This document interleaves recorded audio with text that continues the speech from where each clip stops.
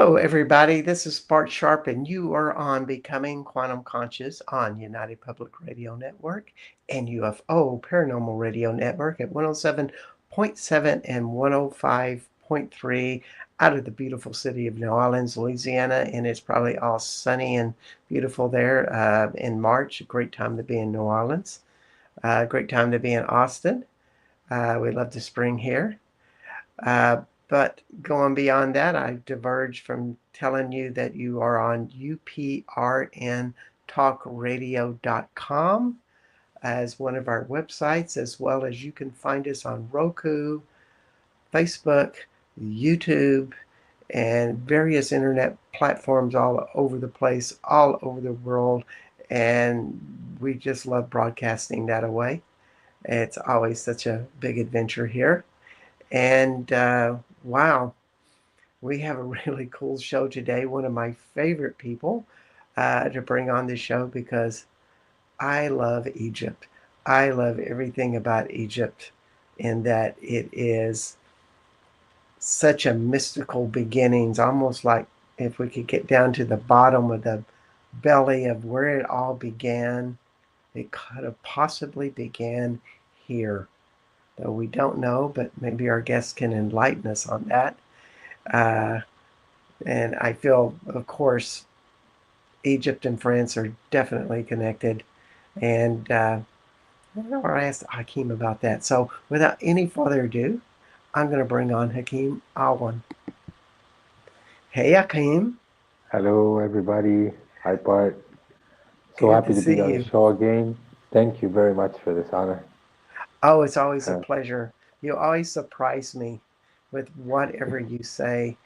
And, you know, it's funny when you listen to someone who has a totally different experience than you, and you are very interesting because of all of the history that you embody and carry and have learned from your ancestors, grandfather on back.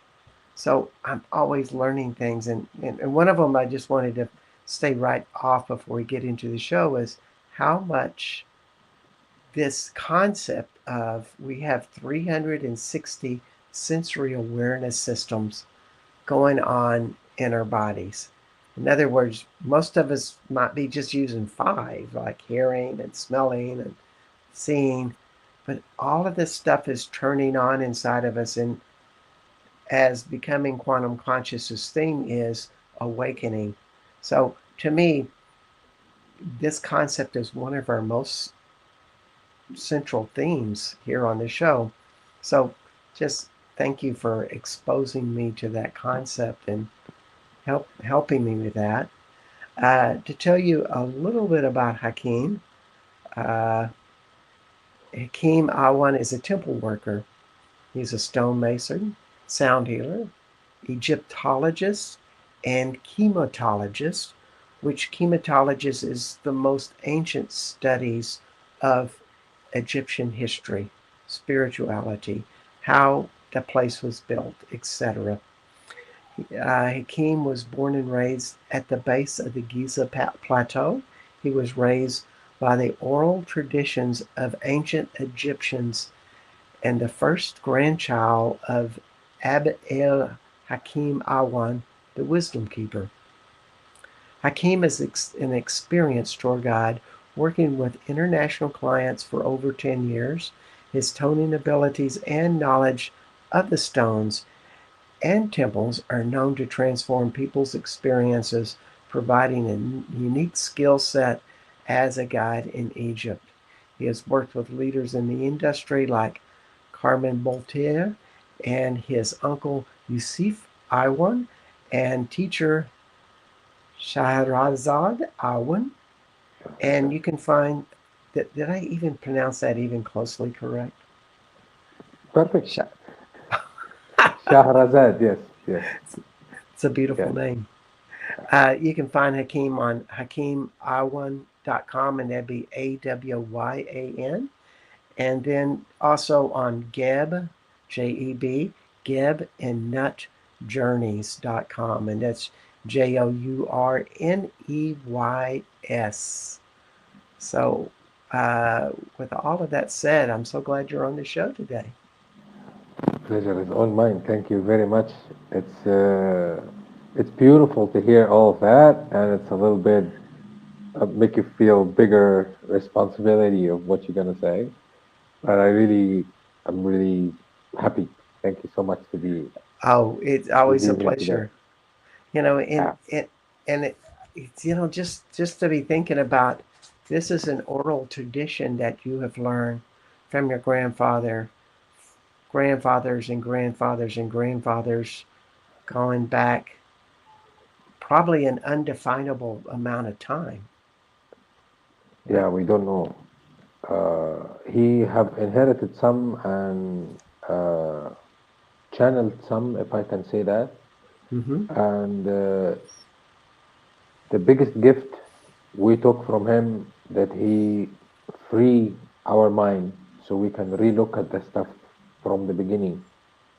And he always made the big things that can be scary to shake look so smaller, so you can look at it with all the angles and with free brain, not to be afraid to change it. It's your job to change it, even if it's supposed to be the most stable thing. He loved us to have free minds. yes, Yeah, it's great gift. I'm so grateful for him. God bless his soul.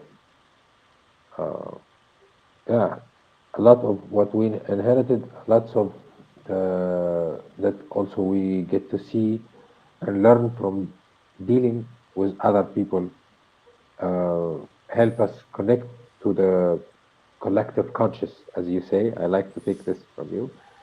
Uh, yeah, the more I interact, the more I learn. I love that.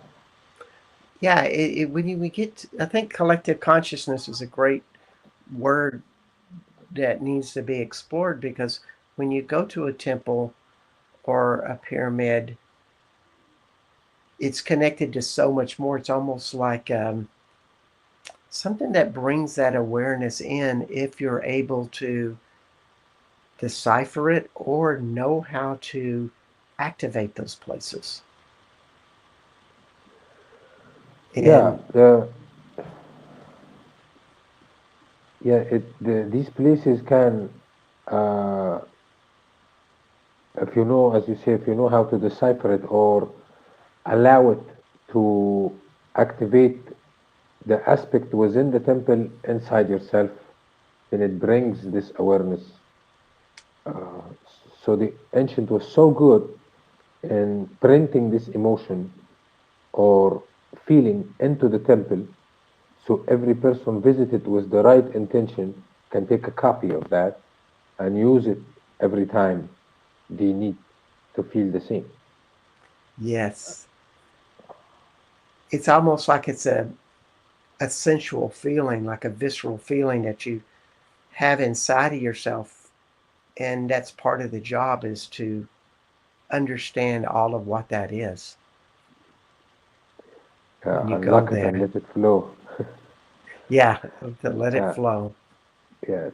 And it actually fascinates me how much the ancient culture did realize how deep we are as a being connected to the nature around us and how many senses we gain from more connection. The more we're connected to the nature, the more we can feel its own senses within ourselves. And many of these senses we can be using today, but just because we don't have a label for it, we forget about it. Yeah.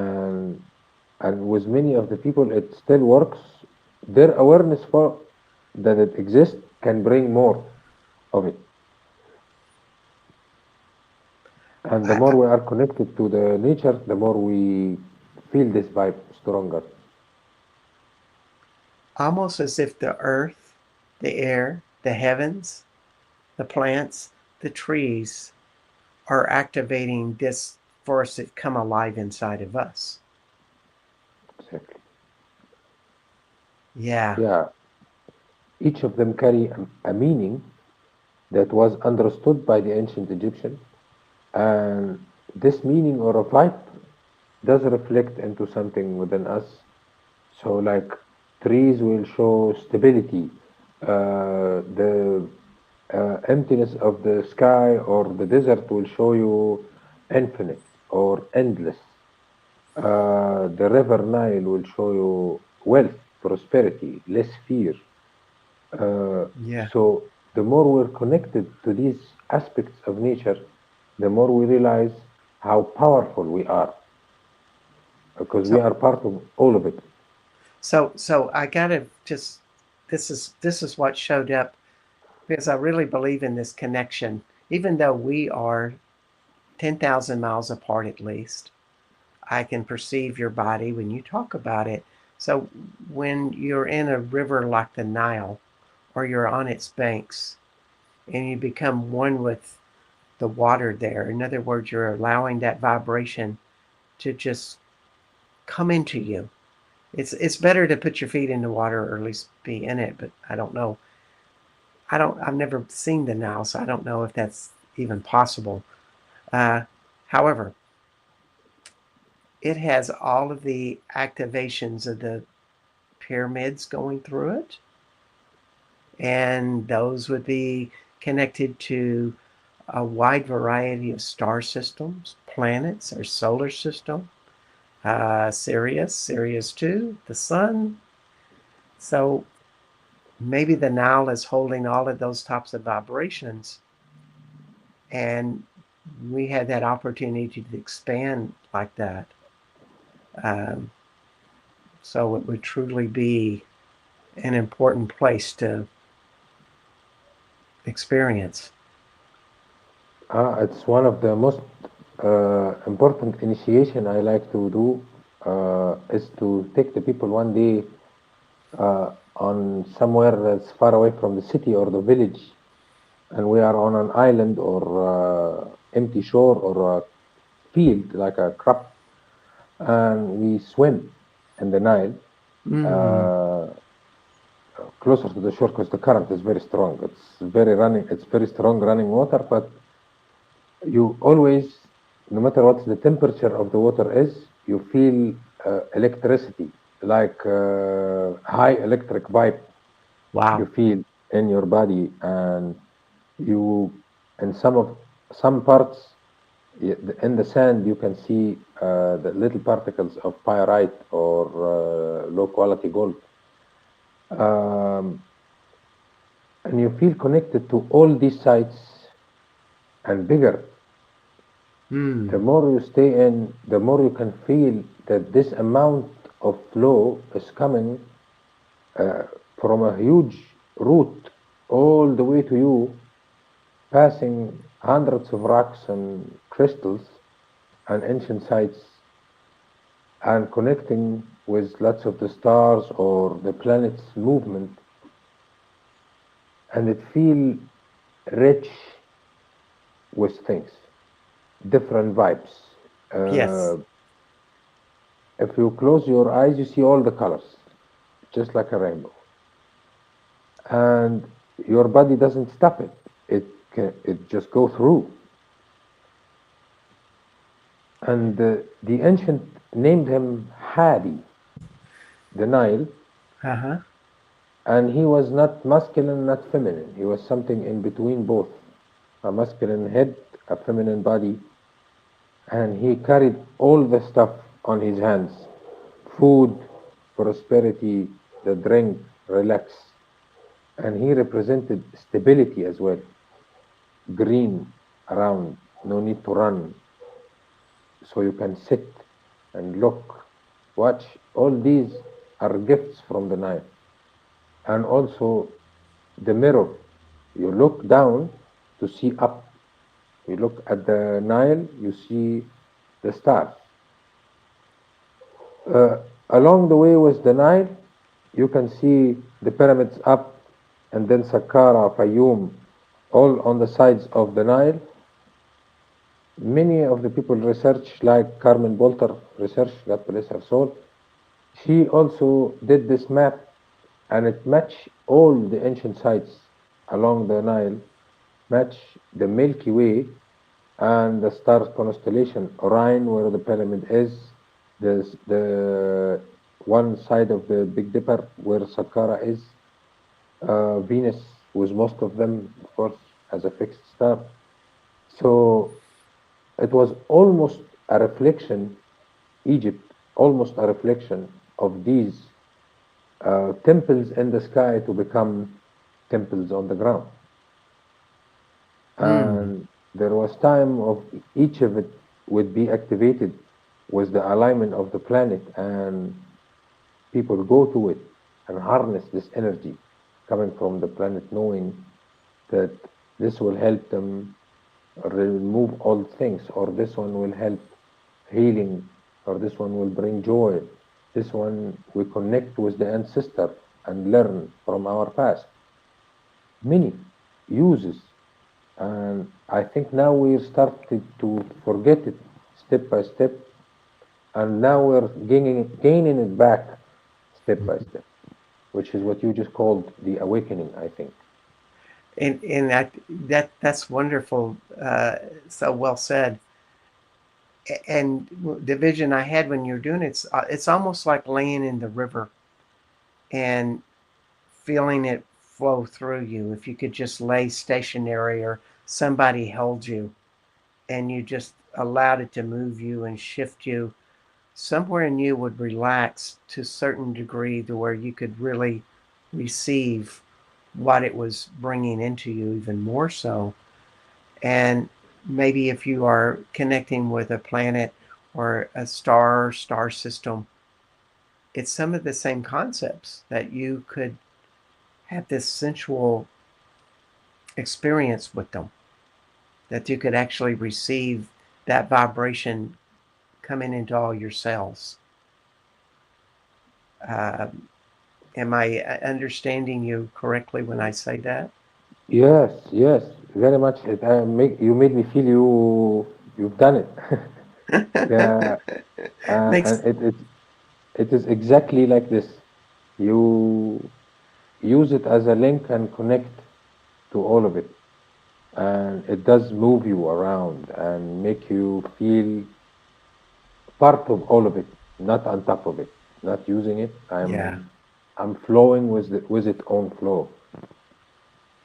And while you're describing it now and connecting it to the planets, I always connected it to the temples mostly. mm-hmm. Remind me of uh, your meditation, the one you told me about it. Oh yes. And the time I've tried it, because I did, as All far as right, I cool. understand, uh, I felt almost the same, but like an ocean. If this is a river, then your meditation was more like a floating, bigger ocean. No beginning, no Mm. end. This one is one stream, but very much similar. يعني almost same. To let everybody know what Hakim is talking about, I shared this meditation that I've been doing where each planet and other aspects of the solar system are embodied in different chakras in different places in our body. For example, the sun would be the heart, the second chakra would be the earth, um, the uh, moon would be the throat, the back of the brain, the primal brain would be Venus, and so on and so forth. So when you activate all the planets, you begin to have this sensuality of the universe vibrating inside of you. And the idea is that you expand into that consciousness. It's it's quite sensual, It and I is think it is so powerful, so powerful. I'm sure trying it with you will be different because you have more awareness of which energy of which planet you are using. But just by trying to fit all this great energy into one point, uh, it did levitate me higher. It made me feel so good. And it's a great gift. I am really thankful for it. Well, I think it's the 360 century awareness systems activating that we just become bigger and bigger and have these concepts. So um, that concept would not have come if I had not met you. Uh, it's just funny how it all works, Yeah. and you know, and I'm sure there's this. Well, you know, you talk about it. It's like a intimacy with all nature that we have, whether that be the planets or the earth. And I think in the Western mind we think of, well, nature is the planets. I mean the earth itself.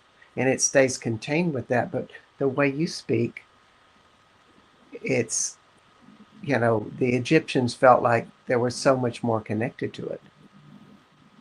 That Hmm. nature They, is the yeah, universe. they saw it as all like the one huge body, and it was shaped as a shape of Hathor, this cow, Mm-hmm. and that the sky that we can see from the ground is just her skin,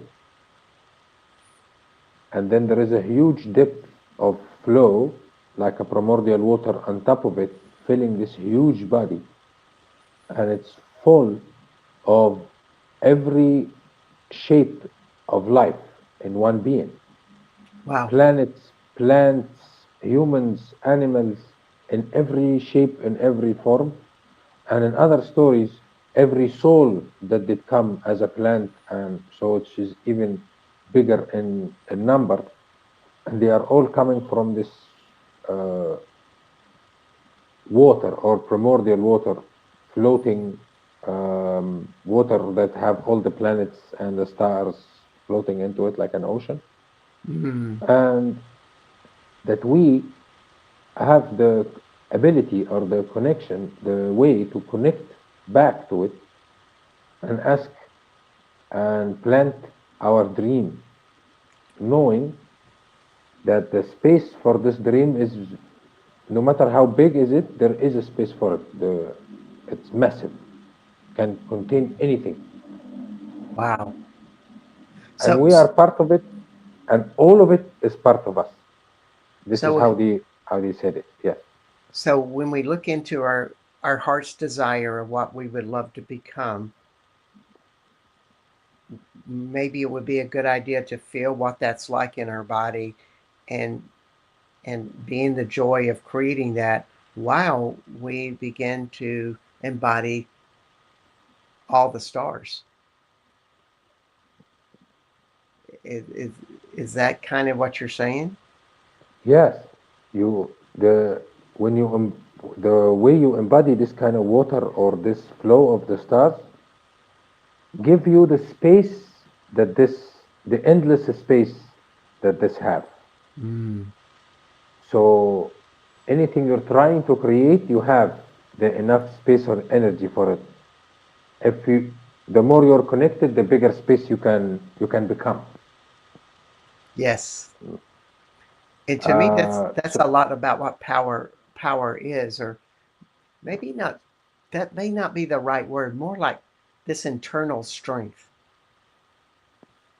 hmm, That's capability, I like to call it, yeah, yeah, yeah. being capable of doing something, able to do something, It is. and the, uh, It's more than your I mind think you're and right. your muscles. Ah, It's the it's will, yeah. the will, and in the ancient, they call it religion or belief. I like to call it knowledge more than religion. Mm, Uh, they there was a lot of what they call the story of creation, but the one that's connected to this kind of capability or energy is the story of creation that associated with Ptah. He's one of the knitters or the gods for the ancient Egyptian, and he's the only one doesn't have an animal form. He just Yes. come with a human shape, and he represents us as the people. And his story that he started creation. He's the God of gods. By his heart wishing for a good thing to happen, and his mouth to order it to become. Hmm. So in his story, we started all creation by our will to live, or by our will for this shape to become. And he said life starts with a heart that wish and a speak and a mouth that speak for what is wishing, what is he wishing for.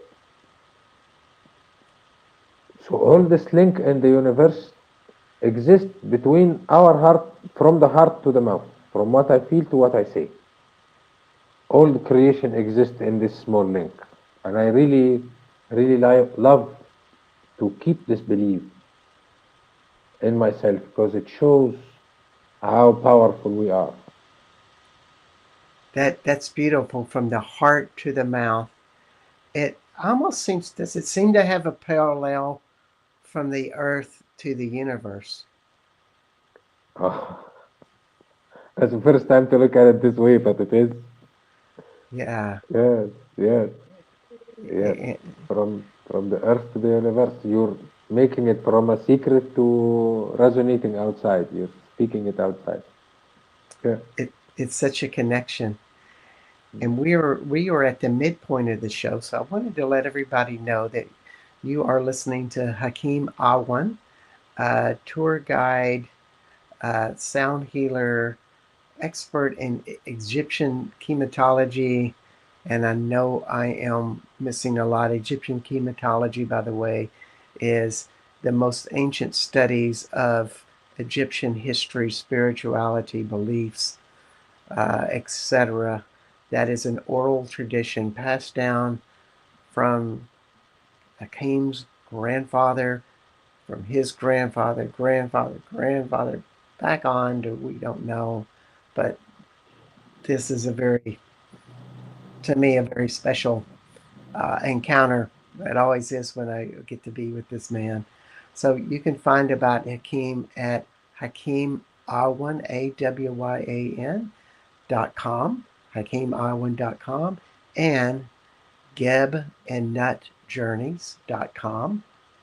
My name is Bart Sharp, and you are on Becoming Quantum Conscious at United Public Radio Network and UFO Paranormal Radio Network at 107.7 and 105.3 out of New Orleans, Louisiana. Also on Roku, UPRN Talk Radio, website.com, Facebook, and YouTube.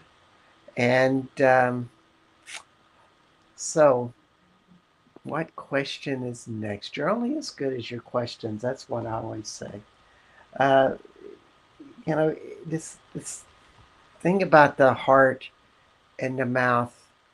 Uh, Part of that is we were talking about it earlier before the show. Is the zodiac wheel as the cosmic temple. Uh, so, do the temples, are they aligned in a location that activates or is in place, or it's kind of like a facsimile to the different stars that were important? In other words, if you looked at a map of all the temples, they would be in designs of how the stars are placed out in the sky. Does that make Yes, sense? Uh, big time. Uh, honestly, it does make sense because this is how it is. mm-hmm. But on another hand, it's very difficult to believe because, يعني, for our world, we started to know the sun cycle 400 years ago only. Wow. And when we look back to the ancient history, not just in Egypt, all around the globe, there is lots of places, especially Egypt or mostly Egypt, يعني, that have lots of alignment with many of the temples and each temple was more than one star and in different time in the year.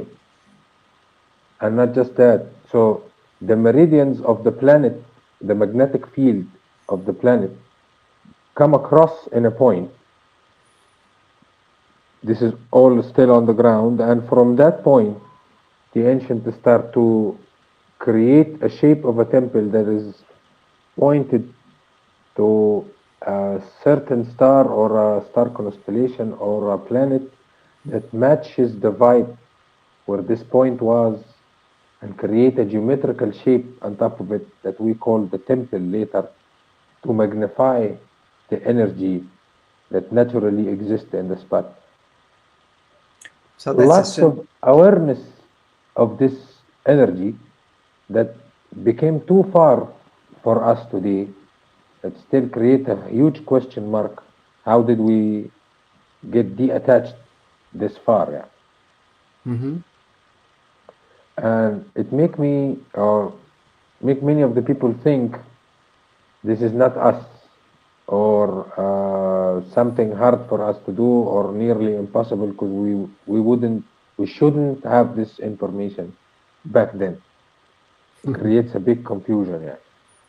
And I think or it lead me to think that knowledge is a this type of knowledge is a life being that pick the crew and comes back يعني, for us to learn from nature again. Yeah, And these guys have really embodied it for enough time to reach this amount of awareness, which is mind blowing, don't you think? yeah, I do. It kind of feels like today in the world, people are not looking very far beyond themselves. You know, they do not look far beyond their computers or their homes to see what else is around. And I'm not talking about listening to the news of the world, although that's important, but the sky and the stars, the plants, how the earth feels, and we're kind of forgetting that consciousness with that. And there's, you know, there's a lot of rituals to help us remember because as we were talking earlier, Ramadan is occurring right now, Mm. and it's such a discipline for people to tune in to themselves. I mean, you may be abstaining from a variety of things that could be distractions, such as smoking or other things, but really it's about tuning in. Yeah, connecting and tuning into yourself and using this powerful time because uh, it's all connected by the moon, not by the time as we do now, January, February. You know. It starts with the new moon, ends يعني all a full moon cycle, and uh, the process itself is from sunrise to sunset,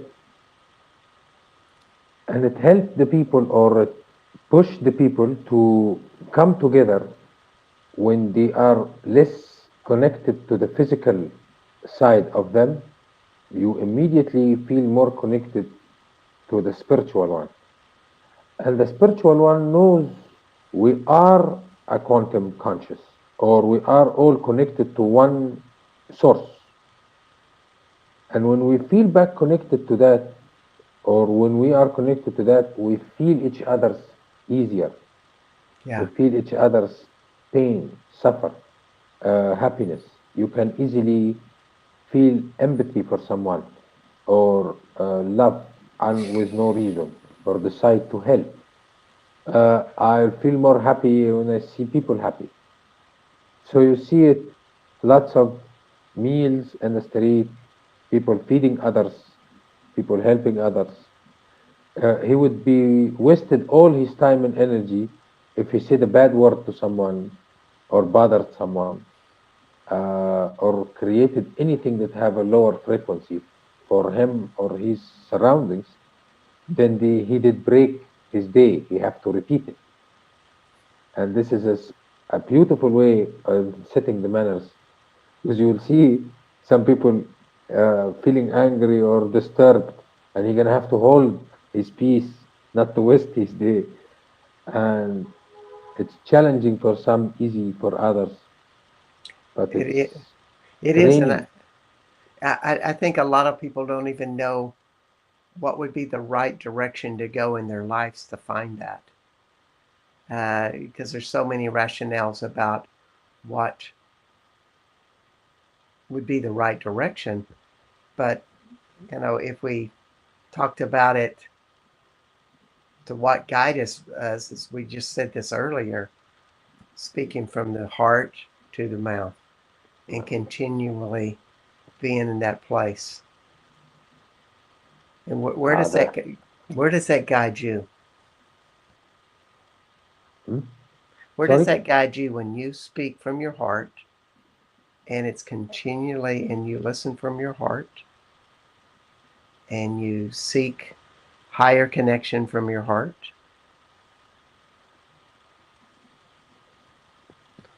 Uh, I feel um, it bring more peace with yourself, surely. yeah, yeah, And you would have to become okay with all the sides of you so you can do that. If there is any part hidden or you don't want to show it, you will stumble with it every time.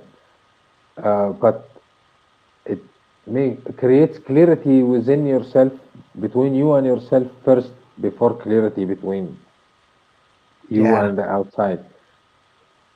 It can be challenging, I think, but it is beautiful. It is. It is. It's like a big four-letter word that we haven't mentioned is love, and Yes, having that radiate out everywhere you go. So it is actually very powerful word.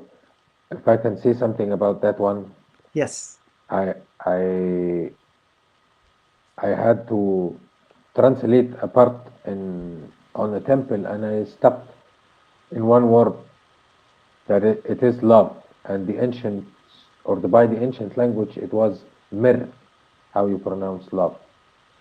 And I went to my uncle Yusuf Awyan, and it was what they call a hoe or a shovel is the simple for the word mir.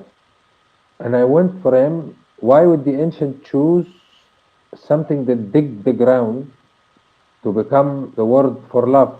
And he said, it's not love how we say it or how we think of it. It meant channel or connection. So mm, every time two people have love, that means they have dug a link or a channel between them that is going to always send flow of emotion. And this is how love it is. And it made way more sense to me that love is a new link or a different channel between a person and another that creates this flow of emotion, then it is love. So when you mentioned that, I wanted to share that because I found it fascinating and I really loved it. that's so wonderful. Uh, I truly believe you're spot on. The deeper we dig into our own soul and maybe connect that with another in in an honesty and sincerity, something's going to happen. I mean, and I guess you can feel that with the trees and the sun and the earth and all aspects of what is with us, and that's very important. But human to human ignites something very special, and maybe that's the bigger lesson for us to be able to have that close frequency with others. You know, even if we don't even like them. Yeah. Yeah. In this case, you can make a little bit more narrow canal, smaller channel. It Yeah. will be easy to close back. No, I'm just kidding. Yeah, but it's like I I in America we have all of this polarity right now, and those you're most polarized or you do not agree with, you're not choosing to, you don't agree with their point of view. Basically, those are the people that you have to really feel into your heart and understand them through your heart instead of your mind. Yes, and to know, uh, I think this could be a very important message from your show now to the outside world, especially in this time, that the point of view that any two people are not agreeing with does not identify who you are. Yeah, It's just one point of who you are. But on a bigger scale, we agree on many others. We all want the good for everyone. We all want no harm for anyone. You see it a point, you see it in another point. Unfortunately, the system now that is running the, the show, or that we think is running the show, is a professional is in labelizing us and separating us from each other.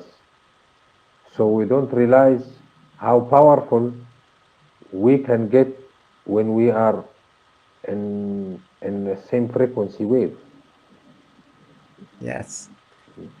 And Uh, it's so much about what you're saying is how much are some of the people with the biggest conflicts with other people, how much are they disconnected from the stars, from the universe, from the earth, and mm, do not feel that flow of life coming through them anymore?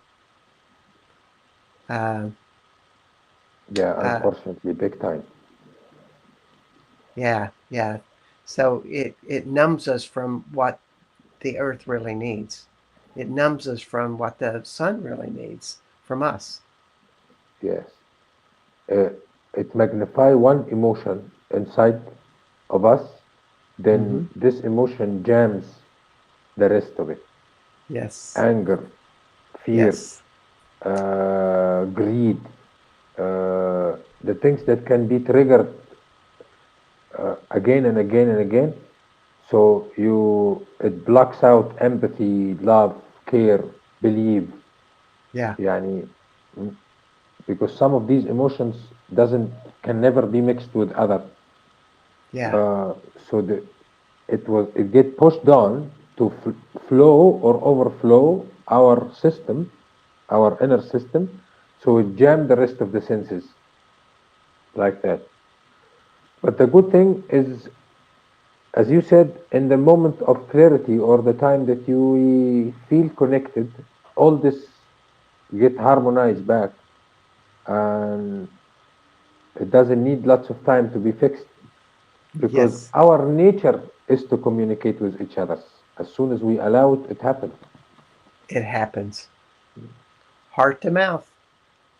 From the heart to the mouth. I was just thinking about this thought today.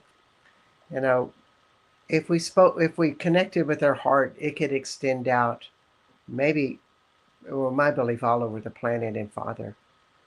And if you looked at the consciousness of a tree, what they tell me is that trees feel the vibrations of other trees, on the other side of the planet. They have a collective consciousness where they feel everything. So when we think of something as conscious as the sun, or even another star, a long, long ways away, like Sirius, wherever their light shines or wherever their starlight comes into presence, I just wonder if it was a belief in the Egyptians that that was a communication, that the stars knew knew where their light was connecting to, and therefore you could have a communion that way. Is that too far out there? I don't think it's so far. If we look at these stars as what the ancient named netters or gods, or that they represent this aspect, or they contain this energy of this aspect, and they receive it and beam it back to us, uh, then from the ancient connection with it, it shows yes, they ask them for things and ask them to make the link stronger. So if I can ask you for something, then you know who to give it back to. That means you know the link is not just one way, it's two way. Hmm. I give and receive and give and receive. Uh, yes, so they would use words like enlight my heart, my ears, my mind, or they use words like uh, relook at me or look at me, see me, and this is not like an order, but like a request. Hmm. And as soon as I feel this link or that I am looked at, then the conversation have started. Then I can ask or wish for something or communicate or learn if I need to learn. Wow. Imhotep, and he is a great wonder as a human being who studied lots of stuff. I personally think he also channeled it. I don't think any human being have time to study 7 or 8 different methods, engineering and music, and yani he became a god, and for some people after that, his biggest prayer or the one he put it on the every spot was send me the question I need to ask. So he didn't have a question to ask. His request was to give him more questions to ask the higher divine. He's telling him just teach me, like fill me up with what I need, even if I don't know what is this. Wow. He saw how much can he learn, you know, and it The was easy for him. the question opens up so much. Uh, yeah, give me the question that I need to ask. Tell me what should I ask, and Yeah. I really love it. Yeah. Yeah. Yeah. Yes, so I So think you're right. The connection is back and forth. So, yeah. Yeah. I think that's the awareness I'm starting to get is that it's kind of like if you see the light, you can have a transmission with the light, give and receive, so to speak. So we've had an eclipse last week, and in Texas it was quite phenomenal.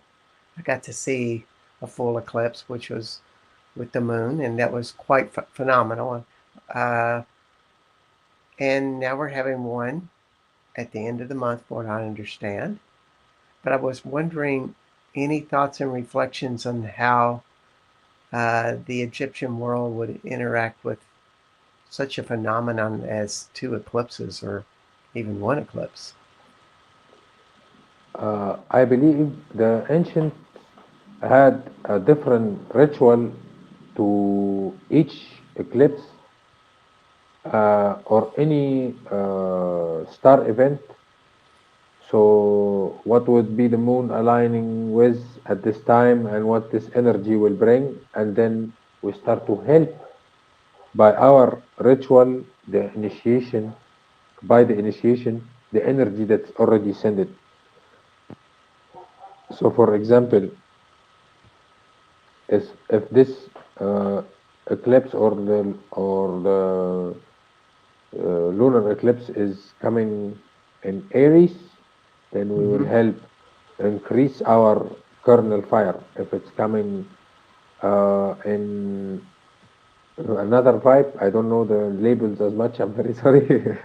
Mm-hmm. uh, but they would use the energy coming from each planet to one temple will be activated more than the other. So the people will go to this temple, have a specific ritual that help flow this energy within them and use it as much as they can. And just by the feeling, I think that the last eclipse had to do a lot with changing the point of view we have of ourselves, or have Wow. a higher awareness about the shape we became, to relook at how did we become, Hmm. because we can gain more experience and wisdom and still look at ourselves with the older capacity. And then when we start to enter something that we think it's too hard, you realize, oh, I am way powerful than I think. I forgot I have learned all that. And I think this one was to shake old connections or things that no longer necessary, and to remember or realize what is the newest power we have or the newest shape we've become. It was not easy for me, as I was telling you. I'd like to share that it was a big realization for myself. Uh, 14, 15, 16 of March. Yeah. Uh, يعني it was the very powerful, very very powerful. It certainly was in my end of the world as well. But it's those who want to tune in and ask those questions that it affects most. And the question always opens more possibilities for it to happen because A, you're open to the experience, not defining the experience that it's going to be a certain way. That always narrows down the energy. So we're coming down to the end of the show. And Hakim, is there anything you want to just advertise or tell what's going on in your life, business, etc.? That's, you know, things like Uh, tours that you have coming up or events. yeah, we have our tour upcoming November, Roots of Isis. We built this on the nine initiation. We're visiting all Egypt, Cairo, Luxor, Aswan, uh, boat ride in the Nile. Um, they can find it on the on Japanese journeys, and it is really something I feel so proud. I did learn it from my auntie Shahrazad, and she learned it from my grandfather how to use those temples for our own experience and our beneficial.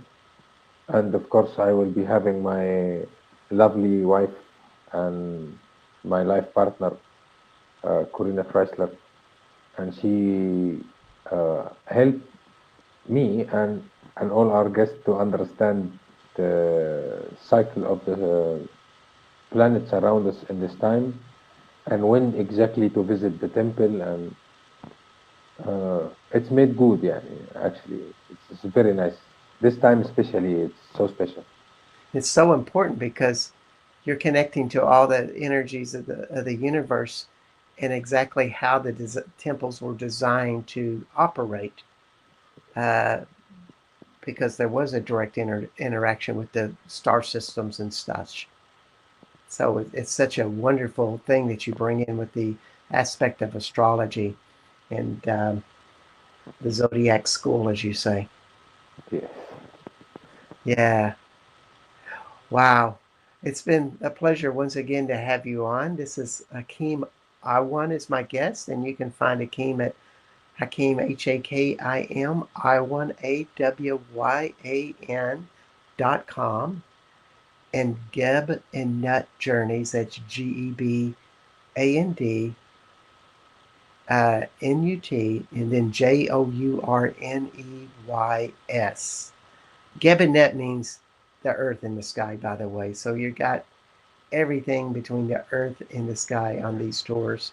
They're really wonderful. Uh, Also, my name is Bart Sharp, and this is Becoming Quantum Conscious, and you are on United Public Radio and UFO Paranormal Radio Network on 107.7 and 105.3 out of New Orleans. Uh, any last minute message you would like to give to everybody as we part and end the show? Yes. Open up your hearts and receive love. It's okay to be fragile or vulnerable in this time. Nothing to be afraid of. Uh, Allow yourself to receive because you do deserve. And if anything came blocking this idea, ask the right question and you shall receive your answers. Beautiful. Thank you, Hakeem. Thank you very Thank you. much for having me again. It's always a pleasure to be with you, Bart. Always a pleasure. And we wish everybody